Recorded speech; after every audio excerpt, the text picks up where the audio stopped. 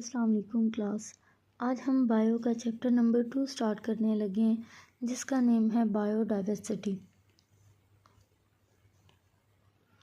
Class biodiversity अगर हम word देखें तो ये हमारे पास दो वर्ड से मिलके बना हुआ है। नंबर 1 है bio means life and diversity means variety. इसकी प्रॉपर डेफिनेशन अगर हम देखें तो डेफिनेशन बनती है वैरायटी ऑफ लाइफ या variety of organisms in a particular area.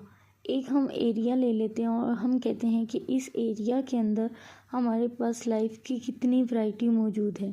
ठीक है, अब ये लाइफ की वैरायटी जो है हम मेजर किस तरह से करते हैं। हमारे पास दो मेथड्स होते हैं। या तो हम देखते हैं कि इस पर्टिकुलर एरिया में कितने तरह के ऑर्गेनिजम्स पाए जाते हैं। ठीक है, सच दैट हमने फॉरेस्ट देख लिया तो फॉरेस्ट के अंदर हम देखते हैं कि यहाँ पे कौन कौन से ऑर्गेनिजम्स मौजूद हैं। ठीक है, दूसरा हम कहते हैं कि इस एरिया के अंदर हर एक ऑर्गेनिज्म की कितनी काइंड्स मौजूद हैं। ठीक है, कितनी किस्में मौजूद हैं। सच दैट हम कहते हैं लाइन है फॉरेस्ट के अंदर तो लाइन की कितनी टाइप्स मौजूद हैं फॉरेस्ट में। ठीक है, नेक्स्ट हम कहते हैं कि बायोडाइवर्सिटी जो है ये हमारे पास इवनली स्प्रेड आउट नहीं होती।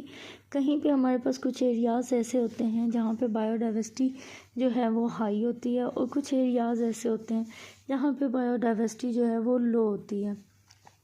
ये डिफरेंट फैक्टर्स के ऊपर डिपेंड कर रही होती है।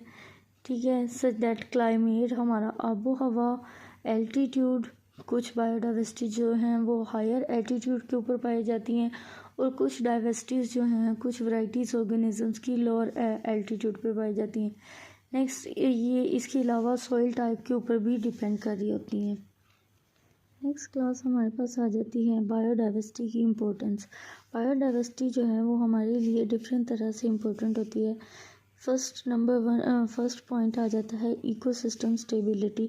बायोडाइवर्सिटी जो है वो हमारे इकोसिस्टम को स्टेबल बनाती है सच दैट कार्बन साइकिल्स और नाइट्रोजन साइकिल्स जो हैं ये ऑल ओवर द टाइम हमारे इकोसिस्टम के अंदर ये साइकिल्स जो हैं वो चल रहे होते हैं और ये साइकिल्स हमारे इकोसिस्टम को स्टेबल करते हैं। ठीक है, नेक्स्ट पॉइंट जो है वो आ जाता है क्लाइमेट रेगुलेशन। बायोडाइवर्सिटी जो है वो हमारे क्लाइमेट को भी रेगुलेट करती है सच दैट प्लांट्स और एल्गी जो हैं वो कार्बन डाइऑक्साइड को एब्जॉर्ब करते हैं। अच्छा, ये एग्जांपल इस तरह से दी गई है कि फॉर एग्जांपल आपके पास एक ऐसा इन्वायरमेंट है जहाँ पे ह्यूमंस पॉपुलेशन जो है वो इंक्रीज़ हो गई है। ठीक है, ह्यूमंस पॉपुलेशन इंक्रीज़ हो गई है। ह्यूमंस अब क्या कर रहे हैं, कार्बन डाइऑक्साइड रिलीज़ कर रहे हैं तो हमारे इन्वायरमेंट में कार्बन डाइऑक्साइड का लेवल जो है वो हाई होता जा रहा है और इसके रिवर्स में हम देखें तो हमारे पास ऑक्सीजन का लेवल जो है वो लो होता जा रहा है। डेफिनेटली अब हमारे लिए सर्वाइव करना जो है वो मुश्किल हो रहा होगा। ठीक है, हम क्या करेंगे वहाँ पे जैसे ही हम प्लांट्स को लगाएंगे। ठीक है, तो प्लांट्स जो हैं या एल्गी वगैरह जो होते हैं हमारे इन्वायरमेंट के अंदर तो ये क्या करते हैं, ये कार्बन डाइऑक्साइड को एब्जॉर्ब करते हैं और ऑक्सीजन को रिलीज़ करते हैं।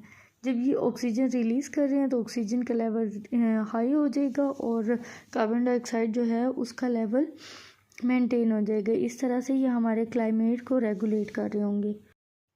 नेक्स्ट पॉइंट हमारे पास है नेचुरल रिसोर्सेज।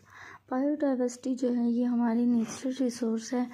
ये हमारे लिए फूड प्रोवाइड कर रही होती है, मेडिसिन प्रोवाइड करती है, बिल्डिंग मटेरियल्स के लिए हमारे लिए यूज़फुल होती है एंड फ्यूल वगैरह। ठीक है, नेक्स्ट लास्ट पॉइंट हमारे पास आ जाता है इकोनॉमिक बेनिफिट्स। बायोडाइवर्सिटी जो है वो हमारे लिए इकोनॉमिक पॉइंट ऑफ व्यू से भी इम्पोर्टेंट है सच दैट ये हमारे एग्रीकल्चर को सपोर्ट करती है। ठीक है, जितनी वैरायटी हमारे पास प्लांट्स की होगी तो हमारे एग्रीकल्चर को सपोर्ट कर रही होगी। उसके अलावा ये टूरिज़्म को जो है वो इंक्रीज़ करती है। ठीक है, और फार्मास्यूटिकल पॉइंट ऑफ व्यू से भी ये इम्पोर्टेंट होती है।